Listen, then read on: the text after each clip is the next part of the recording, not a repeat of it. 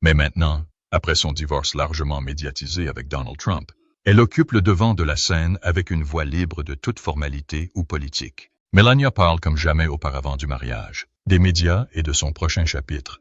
Une décision que personne n'avait anticipée. Vous serez surpris par son ouverture d'esprit, étonné par certaines de ses révélations et peut-être même touché par sa sensibilité. Que vous l'adoriez, la détestiez, ou que vous ne puissiez tout simplement pas la quitter des yeux. Voici Melania comme jamais auparavant.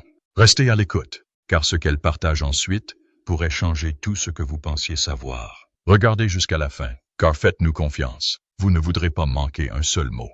Le côté obscur de la célébrité. Melania Trump a honteusement évité les tempêtes médiatiques et a choisi le secret plutôt que la publicité, en gardant le silence pendant des années. Cependant, maintenant qu'elle est divorcée, elle parle de son mariage et de tout son parcours depuis la petite ville slovène jusqu'à la renommée internationale. Melania affirme qu'il ne s'agit pas seulement d'une histoire de rupture entre une première dame, c'est l'histoire vraie de ma vie, celle qui n'a jamais été racontée. On a tellement écrit sur moi que c'est tout simplement faux, dit Melania, ajoutant que les gens ont essayé de réécrire mon passé.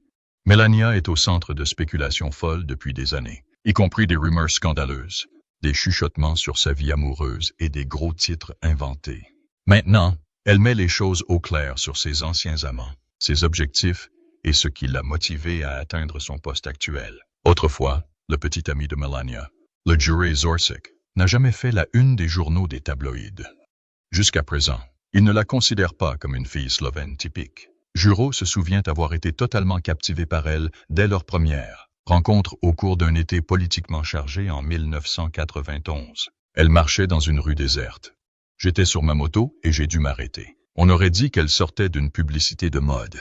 Melania était toujours en avance sur son temps, a déclaré Zorčić. Même avant de quitter la Slovénie, elle dégageait un sentiment de célébrité mondiale, portait uniquement des vêtements en cuir, avait de longs cheveux flottants et était élégante, énigmatique et motivée. Elle était unique en plus d'être magnifique. Elle se dirigeait quelque part, remarqua-t-il.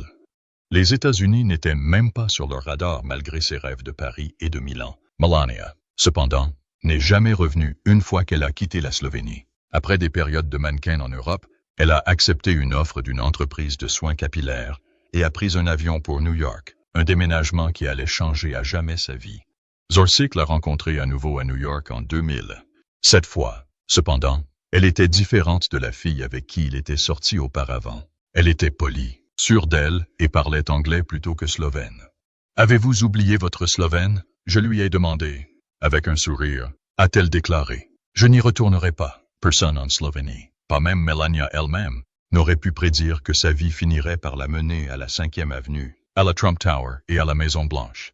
Elle a grandi dans une petite ville et n'est née ni célèbre ni riche, mais elle avait une volonté tranquille et un goût pour les belles choses dès son plus jeune âge. Ses premières années ont été remplies de murmures d'amour et de chapitres inédits, chacun ajoutant une intrigue à la femme qui un jour obséderait le monde, même si elle gardait sa vie personnelle privée. Pendant longtemps, la vie romantique de Melania a été un mystère, soigneusement gardé, peu enregistré et truffé de conjectures. Sa première prétendue romance, une romance d'adolescente en Slovénie avec un photographe local. Cependant, quelques détails suscitent l'intérêt. Des rumeurs l'ont suivie à Paris et à Milan alors qu'elle faisait ses débuts dans l'industrie de la mode européenne, courtisant les nobles européens, les riches hommes d'affaires et les initiés influents de la mode. Cependant, rien n'a jamais été vérifié. Juste un nom, jamais deux. Les histoires n'étaient pas aussi bruyantes que le silence. Elle faisait des vagues sur la scène sociale aisée de New York au milieu des années 1990 avec des défilés, des cocktails et des rumeurs de romance avec des magnats italiens. Aucune preuve concrète pour l'instant, seulement des rumeurs intrigantes. Puis, en 1998, tout était différent. Melania a rencontré Donald Trump lors d'un rassemblement glamour à Manhattan pendant la Fashion Week de New York. Il était audacieux, effronté et captivé par la silhouette gracieuse. Elle a fait un geste de pouvoir mémorable cette nuit-là lorsqu'elle a refusé de lui donner son numéro. Un mariage très médiatisé en 2005 était le résultat d'une romance dont les tabloïds ne pouvaient s'empêcher de couvrir. Melania était une mystérieuse, réservée et donnait rarement aux médias ce qu'ils voulaient, même si des millions de personnes la regardaient devenir première dame. Peu de gens savaient qu'elle s'était initialement envisagée comme une créatrice de mode, plutôt que comme un mannequin avant de se lancer en politique. Elle a découvert que le mannequinat offrait une voie plus rapide vers l'indépendance et la reconnaissance internationale après avoir étudié le design et la photographie à Ljubljana. Melania est devenue célèbre après son déménagement à Paris et Milan. Elle a commencé à développer sa marque en collaborant avec les meilleurs photographes.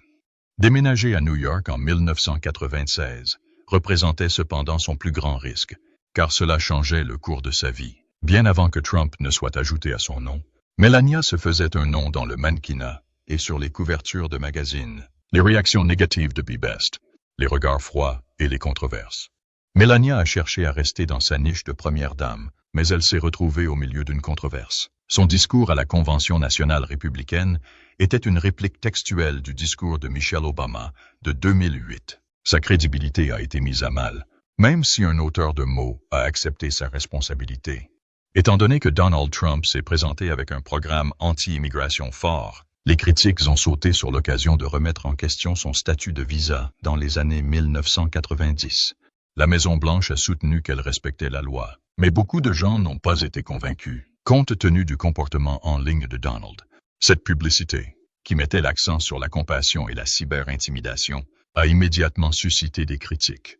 Melania l'a soutenue tranquillement mais fermement, même si beaucoup de gens pensaient qu'elle était sourde. De nombreux soupçons concernant le mariage de Melania et Trump ont été suscités par son attitude publique réservée, qui comprenait des événements tels que détourner le regard pendant les discours ou retirer sa main de la sienne. N'était-elle pas heureuse? Était-elle simplement une recluse? Les livres de l'ancienne assistante Stephanie Winston Wolkoff, tels que Melania and Me, qui comprenaient des enregistrements cachés, ont exposé ses griefs concernant sa position et la façon dont les médias l'ont traitée.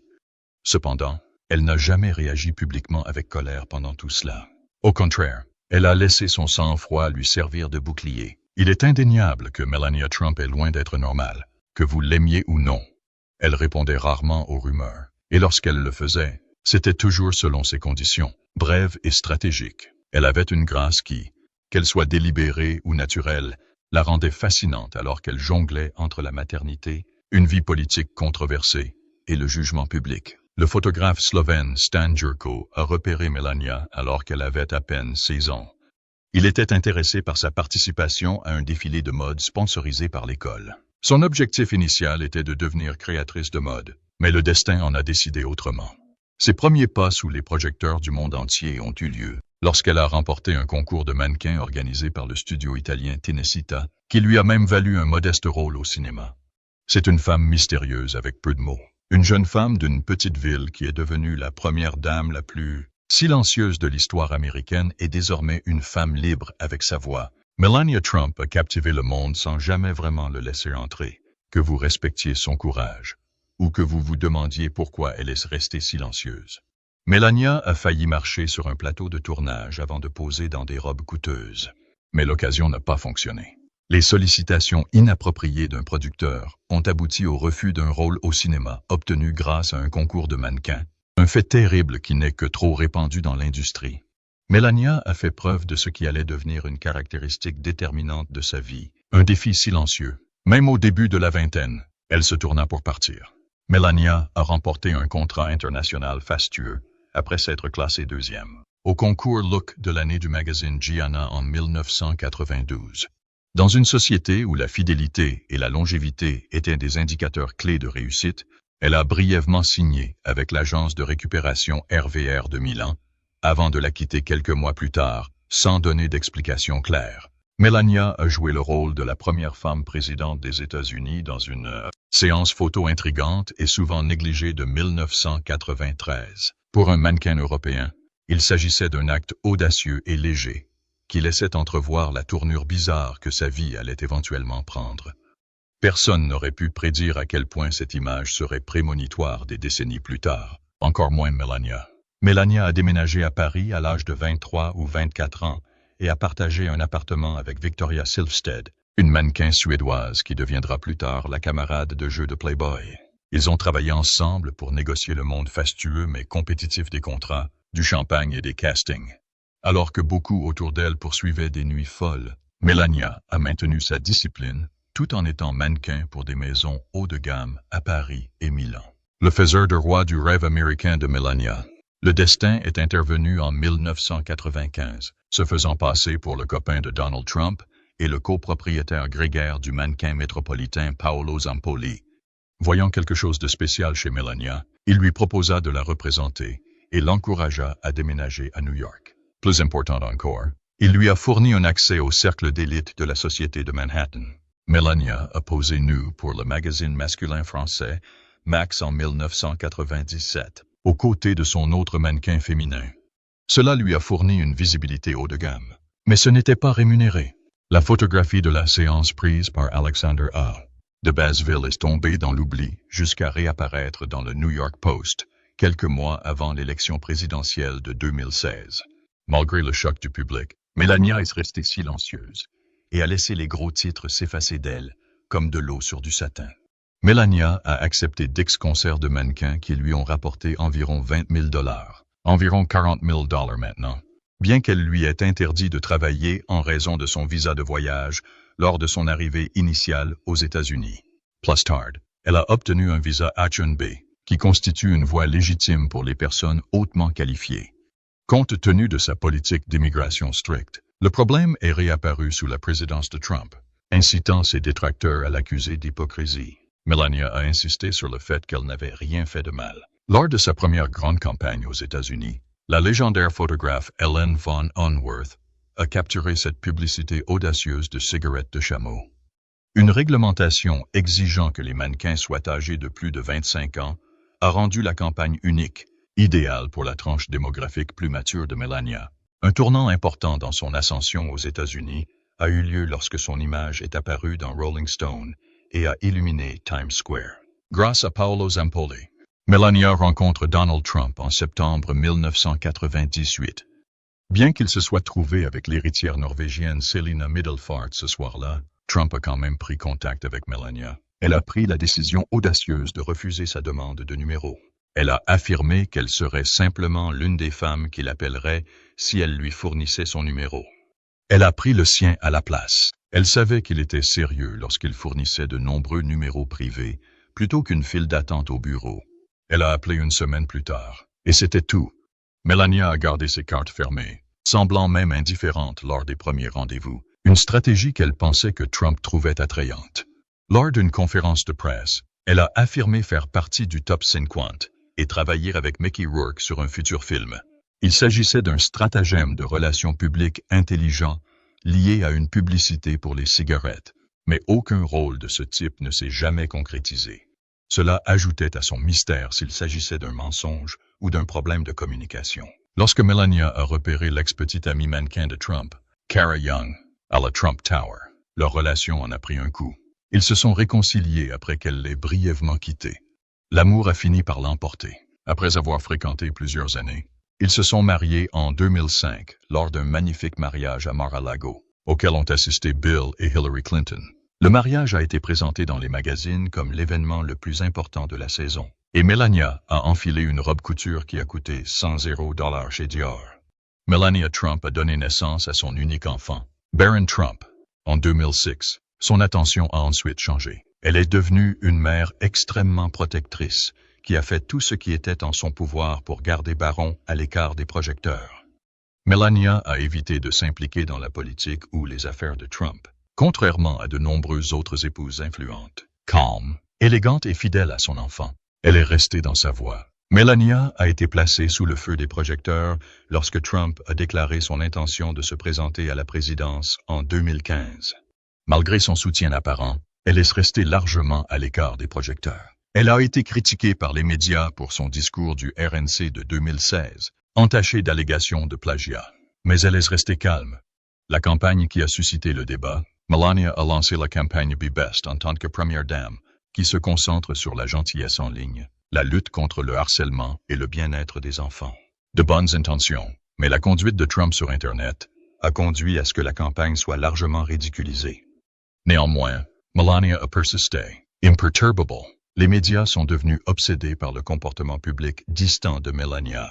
Elle touchait rarement la main de Trump en public, et son visage exprimait souvent une certaine distance, Aide a révélé qu'elle se sentait en conflit au sujet de son travail de première dame. En plus d'exposer les griefs de Melania, les enregistrements secrets de Stephanie Winston Wolkoff ont également démontré sa compréhension astucieuse de la vie publique. Melania Trump a mené une vie de contraste, de contrôle et de curiosité, des podiums européens à la Maison-Blanche. Elle est forte mais calme, gracieuse mais insaisissable. Elle est inoubliable, que vous l'aimiez ou non.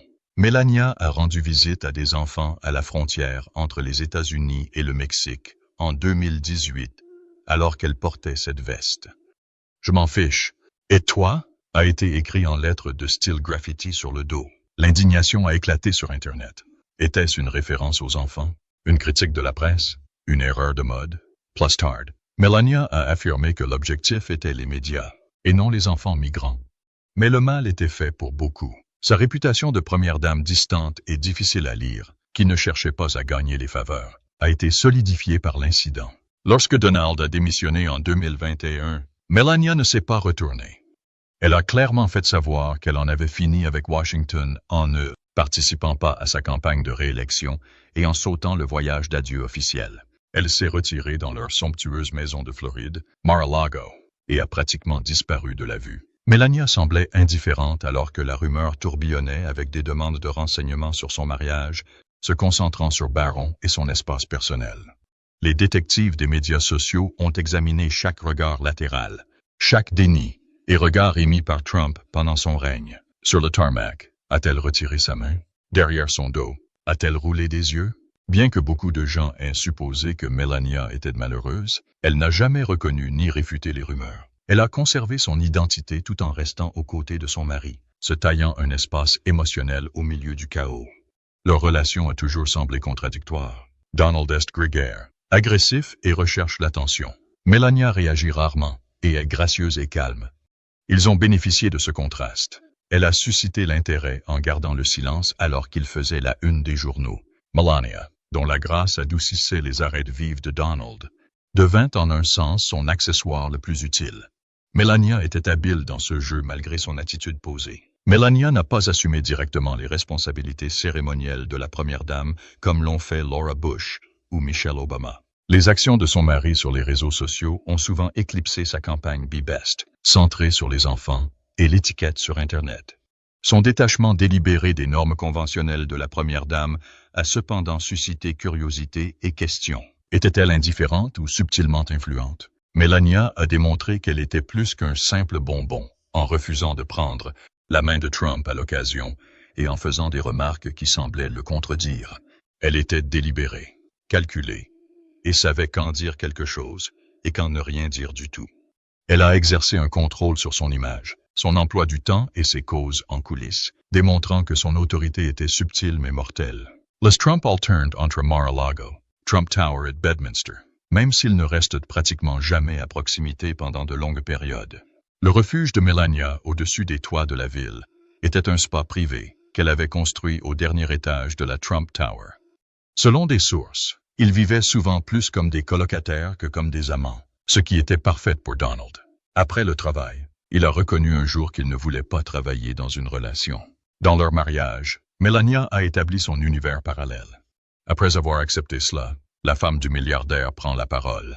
Melania a toujours soutenu que son amour était authentique, malgré les détracteurs qualifiant leur union de transactionnelle. Si je voulais être avec un homme pour de l'argent, j'aurais été avec quelqu'un de bien plus âgé que Donald, a-t-elle déclaré, réfutant les allégations selon lesquelles elle s'était mariée pour un gain financier. Étant donné qu'elle l'a soutenu à travers les scandales, les critiques et une présidence, c'est un argument valable. Melania est devenue la belle-mère de Donald Jr. Ivanka, Eric et Tiffany, les initiés ont observé son attachement sincère à Tiffany, qui n'avait que 6 ans lorsque Melania a rejoint leur vie, tandis que le monde se concentrait sur sa relation froide avec Ivanka. Un élément petit mais réconfortant concernant le rôle de Melania dans la famille recomposée de Trump est qu'elle aurait tenté de faire en sorte que Tiffany se sente égale parmi ses frères et sœurs. En 2006, la grossesse de Melania avec Barron a fait la une des journaux du monde entier. C'était une décision audacieuse pour une future maman d'apparaître en bikini et un manteau ouvert sur sa deuxième couverture de Vogue. Elle a accepté l'attention tout en restant fidèle à ses principes.